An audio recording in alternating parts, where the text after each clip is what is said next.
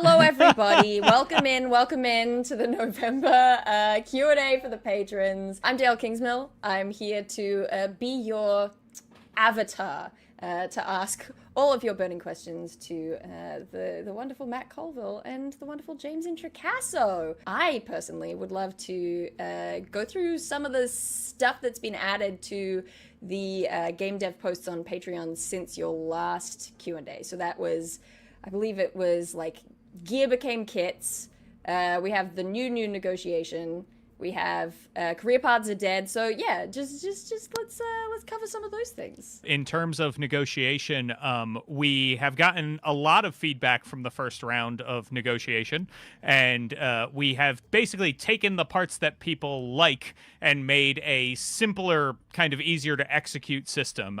So a lot of people liked things like patience in negotiation, which is, hey, you can try this many times to persuade an NPC to see things from your side. And they liked interest, which was like, hey, as this goes up, the better the deal in the negotiation gets for you. And they liked the options of having different levels of outcome that are like, yes and, no but, yes but, no and, right? Those sort of things. So we kept that, but we made the structure a little looser, a little more freeform, so people like Ben Byrne can feel free to role play as they are getting into negotiation, and it's not as like formal. There have been some tests with it, and so far it's run a lot smoother than the last round. So hopefully people will like this. We started out with a much more complicated system that was based on various logic and critical thinking classes that I took as in college, and it was just too complicated. And I figured it probably was. That's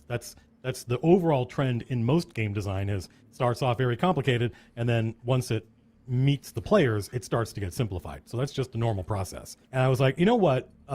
It should work like Red Dragon Inn, which is a very simple, fun beer and pretzels game that all my friends and I play about a bunch of fantasy heroes in a bar getting drunk and getting in fights. And you have an alcohol level that slowly goes up, and you have a health that slowly goes down. And if these two ever meet, you are ejected, you pass out on the floor, right? And you were thrown out. And I'm like, that's how it should work. It's just two numbers that you're tracking, not five numbers or whatever. And if they ever cross, then something happens. And that actually gives us quite a lot of wiggle room to play around with that. I also think a lot of people imagine that once there's a system for negotiation, especially if they're coming from a game that has nothing like this, they imagine that every interaction is going to be every role-playing interaction is going to turn into a negotiation. I'm like, no, that is not. In fact, most of them probably aren't.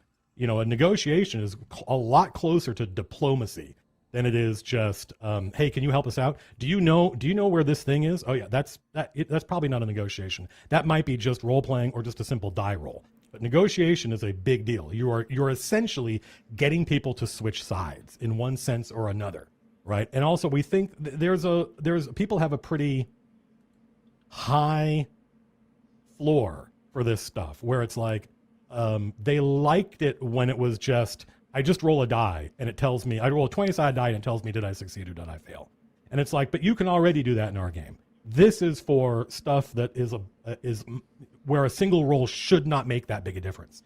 You know, getting somebody to switch sides in an alliance should not just be, I just rolled to see if I have a good enough stat. No. You got to imagine people complexly. The other thing that I found really interesting about the love for patience as kind of a stat in these negotiations, because that was one of the things in my playtest feedback as well. I loved patience as a concept, and I'm seeing as well in teamwork this kind of gamified passage of time without it being like overwrought. You know what I mean? There's just an element to it where it's like you can't keep trying forever. One of the things about patience is that comes from my personal experience of it as a GM of like, at what point do I say enough is enough, right?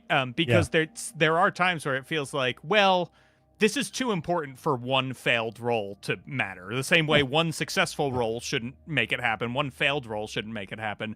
At what point do I say, okay, you've tried enough and now you can't do the thing you wanted to do? And that's where patience comes out of, right?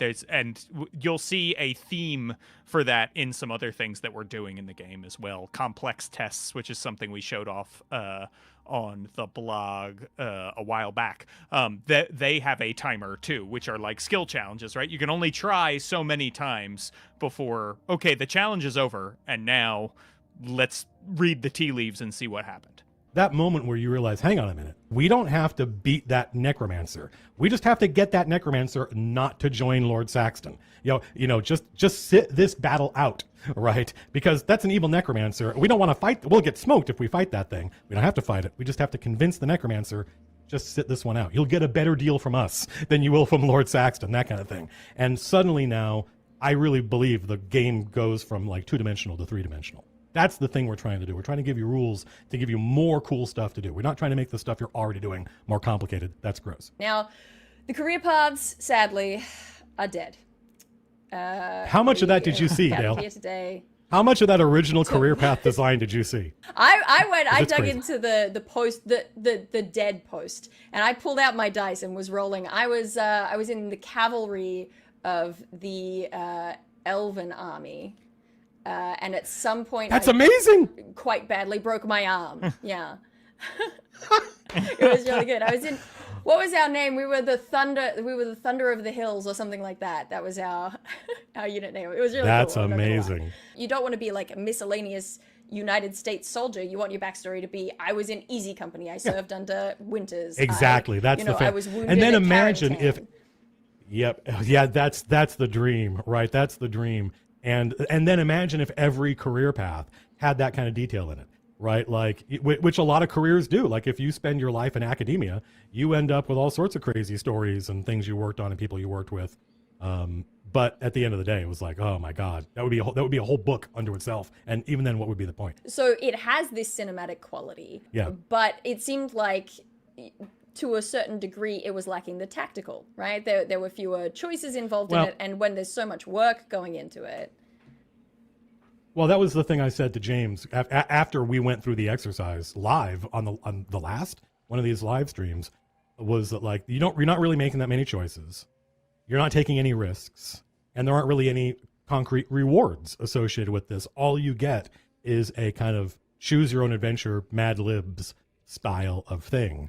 And I felt like that was the wrong place for us to be putting our work. I didn't think that was going to make better characters. I didn't think it was going to make better characters, and I didn't think it was going to make making characters more fun.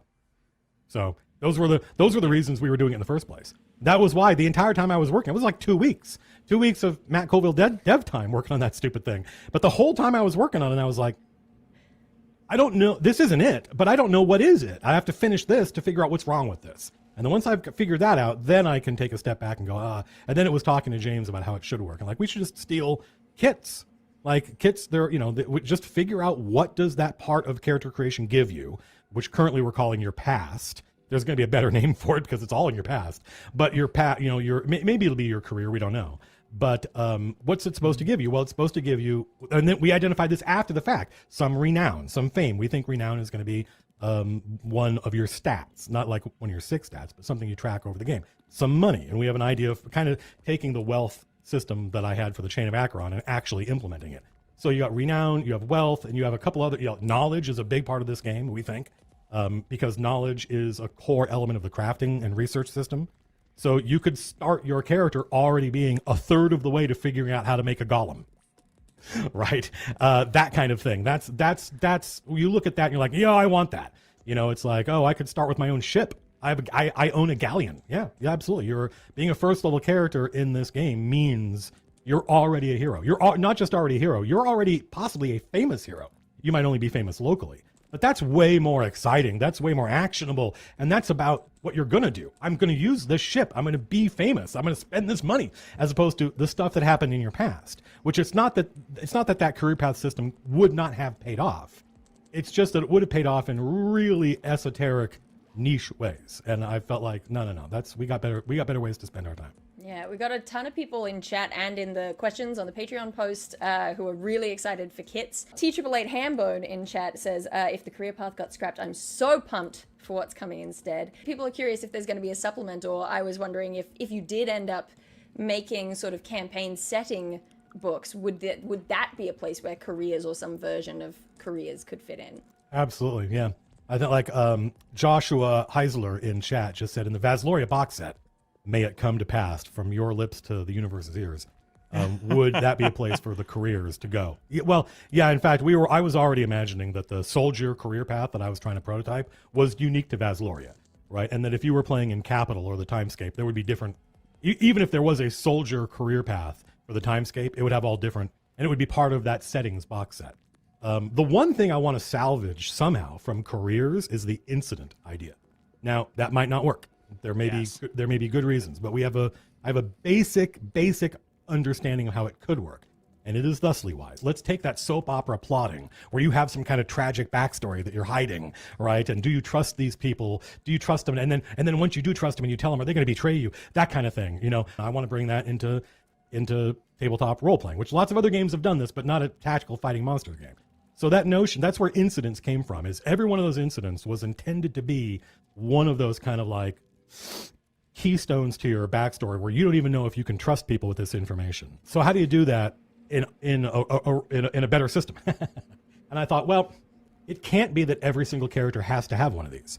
That would be insane, right? Not every player wants that kind of thing. So there has to be some trade-off. It has to be optional, right? You have to opt in to having that kind of thing. Well, what if I don't opt in? What do I get?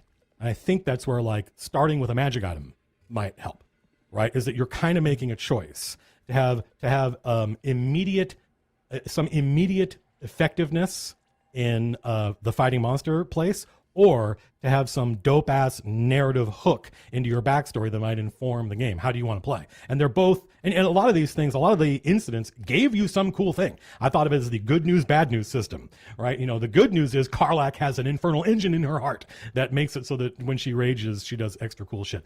The bad news is she has an infernal engine in her heart and it is going to overload and explode, right? And so that's what I was trying. So if I don't get that, I don't want my heart to explode. So what do I get to balance what the Karlach's, I have an infernal engine and I'm badass? It's like, well, here's a dope ass magic item. I think that could work, but it's up to James to make it work. Figure it out. We can make that work. The magic item just isn't as cool as having you know what I mean? Like the impact of the magic item is probably not as cool as taking on the risk, right? The reward and the risk should be greater if you are. Yeah, the magic item is kind of the middle of the road, right? It's like it's immediately useful, but it's not over the top. Whereas my incident, my dark past gives me some kind of cool dope ass thing, but it comes with a major drawback. One of the things that inspired me to do that career path system was playing D&D with my friend Aaron. He was playing the Lord Kenway of Dalrath, the scion of Dalrath.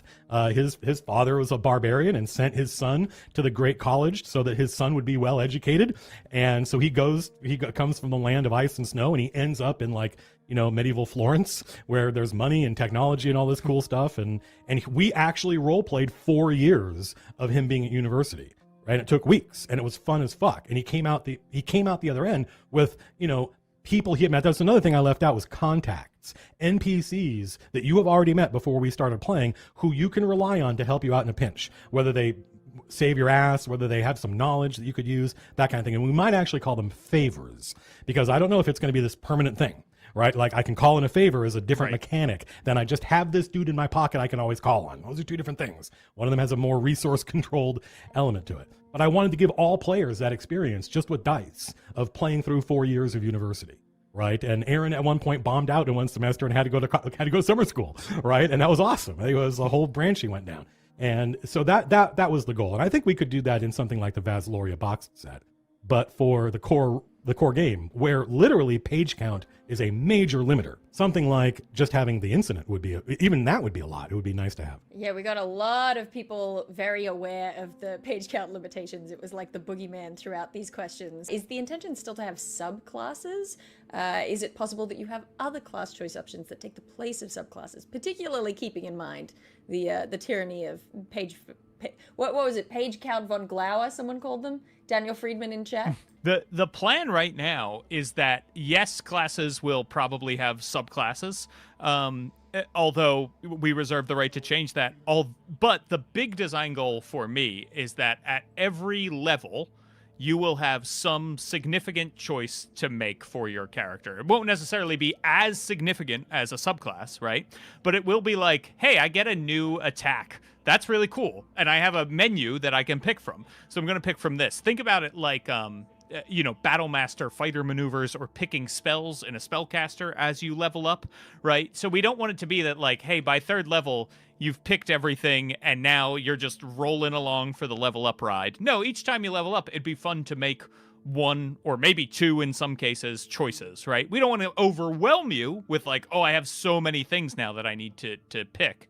But we want to make it so that like I could play a level 10 tactician and you could play a level 10 tactician and Matt could play a level 10 tactician and they could all be different, in some ways, but all still be recognizable as tacticians in other ways. So that would be the idea, is that like significant choices at every level, which is going to make you customizable. I would say at a very high level, character customization is a huge part of what we like.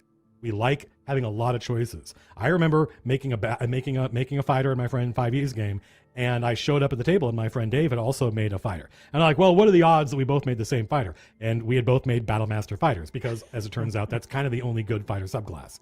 It's not literally true, but that's a popular sentiment online. And so the two of us, independent of each other, I know, yeah, both came up, and that was not that we were excited when we thought we were both playing fighters that were different. We were disappointed when we found out we were both playing fighters that were the same. So that's the kind of design we want. We want you to get excited when you find out that we're both playing the same class, because the odds of the two of us having basically the same character are so slim, right, that you're excited to see, ooh, right, how did you, right, that's the goal. Gotcha. We've got a question I quite liked from Harrop Roy, who asks, tying this game to the Towards Better Rewards concept, are there any thoughts on what is the reward for playing MCDM RPG? Will it be magic items or more powers that can only be unlocked by going on specific adventures? What kind of behavior are you wanting to encourage in players? Yeah, so the big thing we want to encourage in people is to adventure and to keep going, right? So D&D sits in this weird space where it's sort of a dungeon crawler and it's sort of a heroic game, and it's this legacy game that is trying to do all of these things at once. By choosing to be explicitly heroic, we can say like, hey, you're a hero, right? And so we want to encourage you to be heroic. And what do heroes do? Like the world is ending and they keep going. They don't stop to take an 8-hour rest because they want a 9th level spell slot back. They're like, well, that 9th level spell slot is gone, but I'm going to keep going and I'm going to find the power within me to do it again if I really need to do it again, right?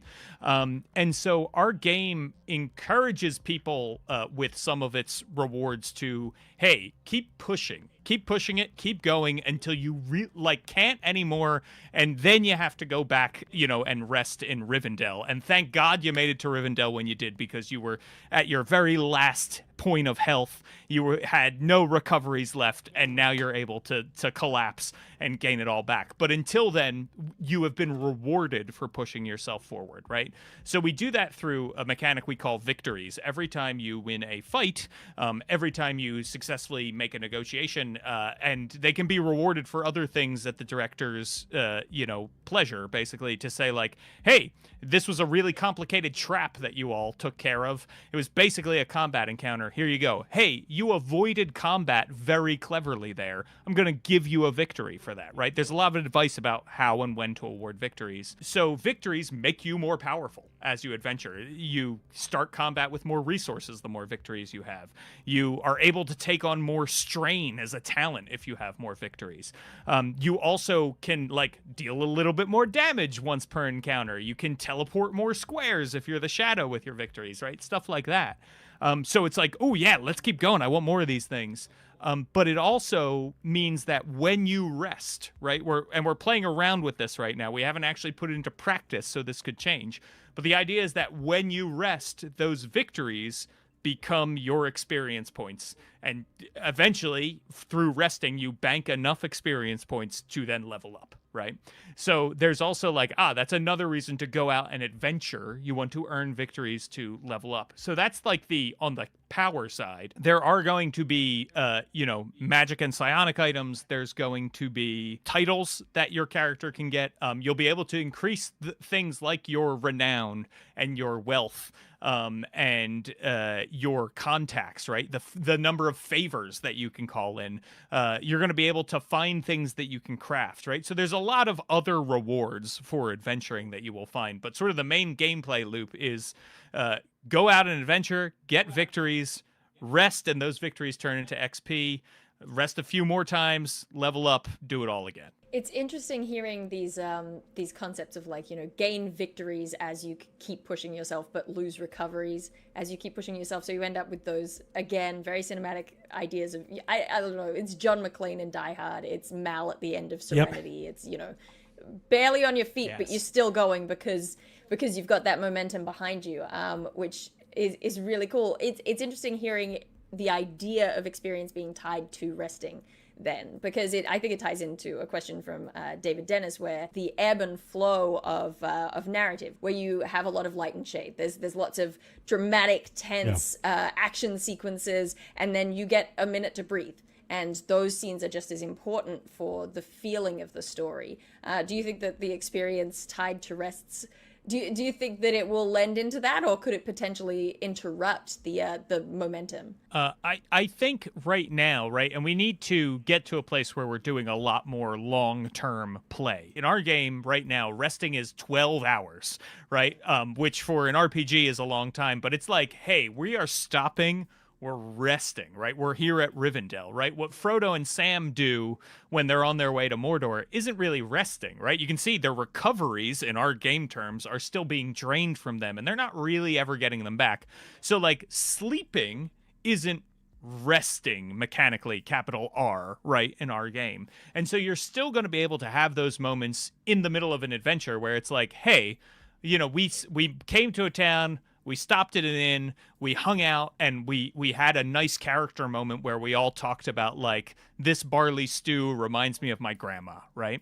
But because you did that, that does not mean that, like, hey, now all of your victories have become XP, right? It doesn't mean that you've gotten all your recoveries back and your health is back and your victories are down to 0.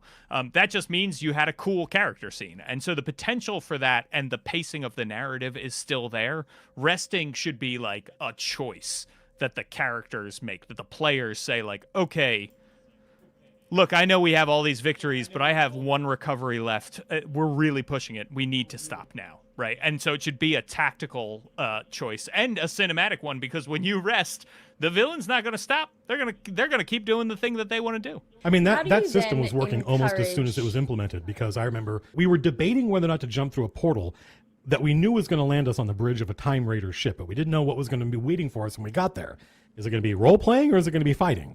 And one of the players, a shadow player, I think Dale, you got to play a shadow in a test. The shadow player was like, "Bro, we need to rest." I'm like, okay, but if we do that, we lose all our victories.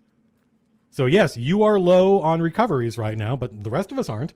And they were like, and that was it was not only a tactical choice, it was also a very dramatic choice, right? Is how do I want to go into this next encounter? With them, us fully healed, but no victories.